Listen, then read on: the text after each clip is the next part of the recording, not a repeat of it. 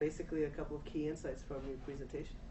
Well, I thought the audience interaction was great, and it seemed like a lot of the questions centered around how do you deal with uncertainty, and there were some conversations about that, and then how do you convey this to decision makers. So I think a couple of things. I mean, one is there's plenty of examples where companies have not factored in uncertainty, and it resulted in a lot of value destruction. I talked about the iridium example, which I'm very familiar with because I was in the space industry, where the world changed so dramatically over the 10 years from the investment decision to the time it was actually reaching the market, that it would have been a loser, right, if it had known that in the between. So if they just thought about a broader set of scenarios and maybe monitored the world along the way. So it's really both scenarios plus monitoring factored back into your portfolio of investments. If you can do those two things, whether you do it as a dialogue or whether you do it in a structured model, it can be really valuable.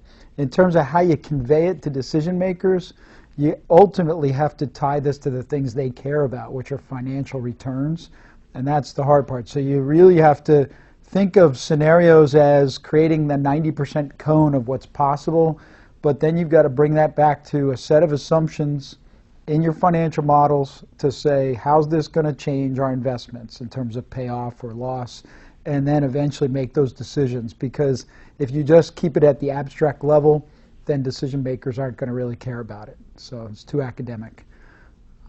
And how about, what are some of the differences between creating an innovation portfolio and managing?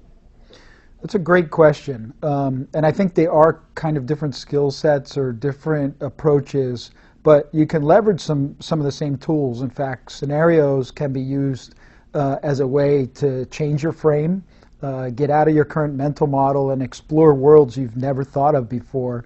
And in doing that, start to connect dots about what innovations might be possible in those new scenarios. So by thinking about and exploring futures that are different than the ones you think are going to happen, you can stimulate new innovations and think about things that might go into your portfolio to succeed in those different futures. So if the world, all of a sudden, if the grid collapses and all of a sudden we have microgrids blooming in households and communities, you could imagine storage technologies being really important, or rooftop solar and wind and compact type generation, and also mini controllers for consumers that show up on their PCs or their iPhones so they can manage their energy. If that future came, those companies are going to do really well, right? So thinking about what kind of innovations might succeed.